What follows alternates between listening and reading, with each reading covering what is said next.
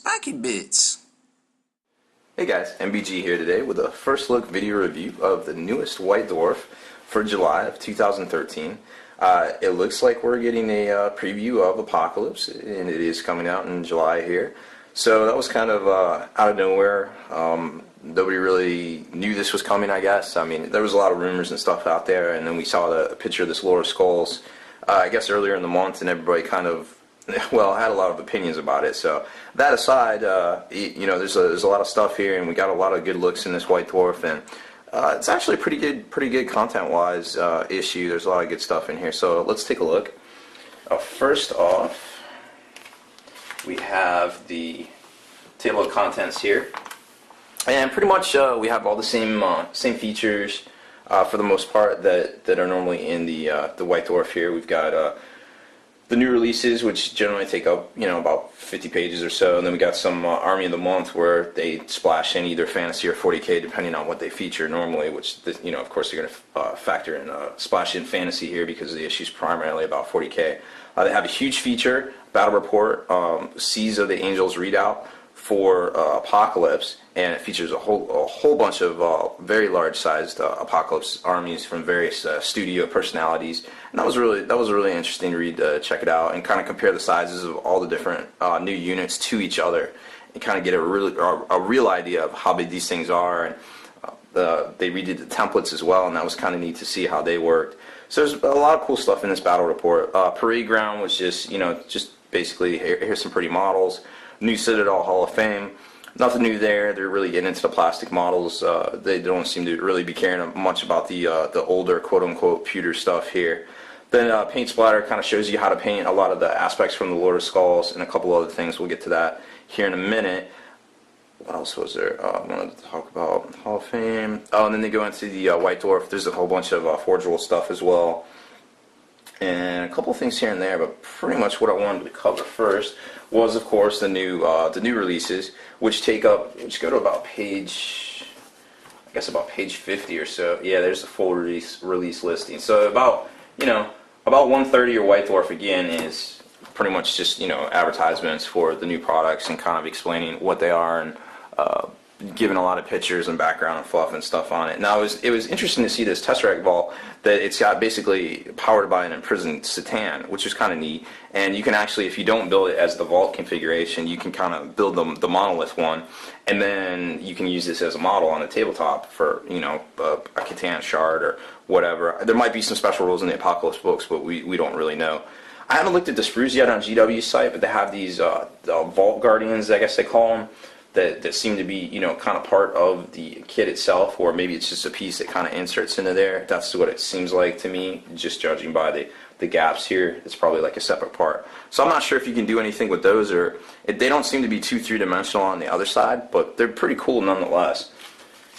Then after all of the advertisements, we get into the Army of the Month, which is, you know, this time fantasy. And it's a great looking army, don't get me wrong. I really like the spot colors here of this blue, this kind of semi-turquoise color here, and just kind of a bunch of different things. I like the converted Sorcerer on disc up here.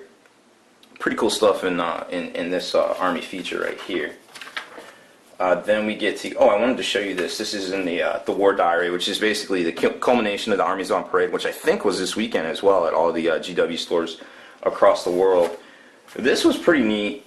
I always have a hard time doing my test figs, and you know that generally doing a test fig and coming up with a color scheme, especially if you're laying down the base coats and stuff with an airbrush like I seem to be doing lately, it always seems to take up the most amount of time right off the bat, and then, you know, once you get your color scheme picked out, then it's just, you know, plug and chug to get the rest of the army done. So I really like this, how they kind of laid this out and did the shoulder pads separately and like the tests, and kind of it's just nice to see the attention to detail there from somebody at Games Workshop, because I have a tendency to agonize over this as well. And, you know, maybe you painted a squad and then you're like, I don't really like that, and then you're like, you know, maybe sometimes it's good to spend a lot of time just at the beginning, maybe just to get your color scheme down. So I kind of like that idea right there. That was kind of neat to see. Jervis Johnson says something. Oh, I wanted to show you guys this too. Nice alternate kind of dark chaosy corn scheme. Not exactly the bright one that we've all seen from the cover and things like that. This one was pretty cool to see. I like that color scheme right there. It was very very interesting to me, and that one definitely, I like that one. I probably like that one better than the one they used on all the product shots. Here's the battle report, the Siege of the Angels readout, and as you can see here, there's 3 of the Lord of Skulls, a lot of the Achilles strong point here, Fortress Redemption. Then you got a bunch of the other Wall of Martyrs. Pretty interesting to see. Like I said, a lot of studio personalities, and then their whole Apocalypse force. There was a painted up Black Templar Storm Raven, which I thought was pretty neat to see. I was like, wait a minute, oh, that was a painted Black Templar Storm Raven. So that was kind of cool. I think that was Matt Hudson's, of course. He's been playing those since the Armageddon Codex almost. Jeez. Parade Ground, definitely a lot of cool stuff in here.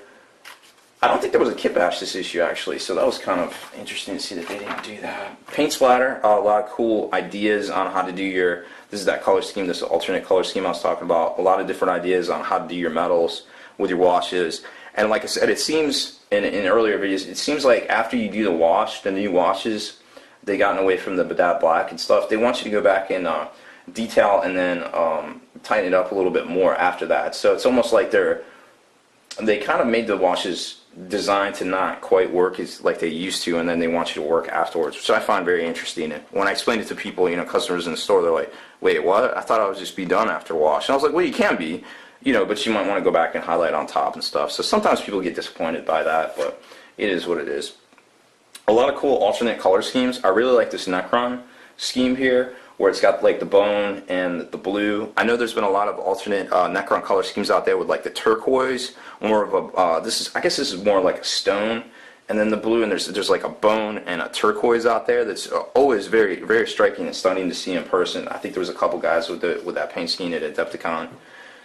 This is just kind of plain to me, but lots of cool metal effects. So I was really impressed by the paint splatter this issue, because it has so many good effects and different things to achieve on like the larger size models and even the smaller stuff. That was really cool to see.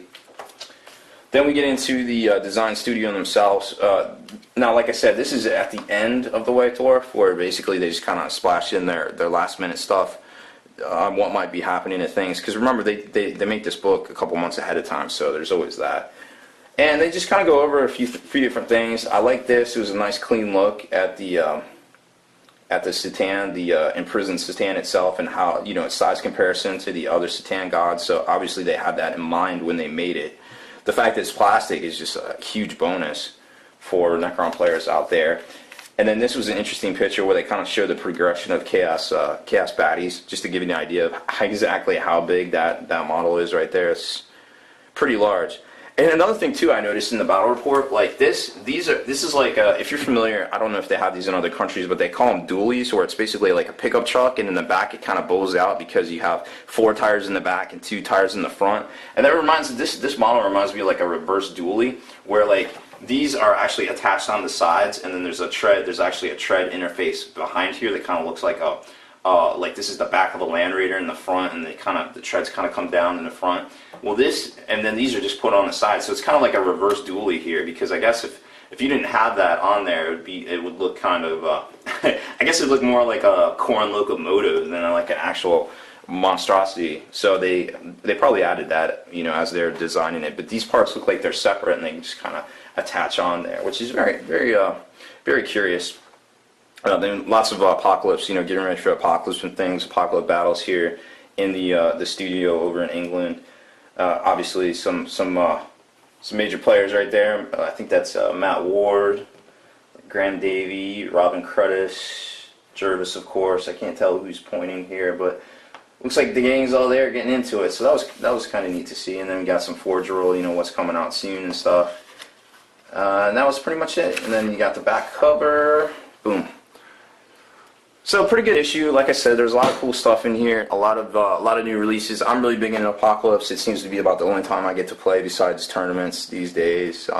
So yeah, this really speaks to me. It might not. Apocalypse might not be your thing. It might be normal games of 40K, but for some of us this is really exciting. So I'm definitely looking forward to the release. I guess it's coming out on the 13th of July, which will be pretty cool to see. So definitely expect some more video reviews then, and I have the collector's edition on order, so I'm definitely going to try to show that off to y'all as well. So that's pretty much it for this issue. I'm MBG Rob Bear. Thanks for watching my video. spiky bits.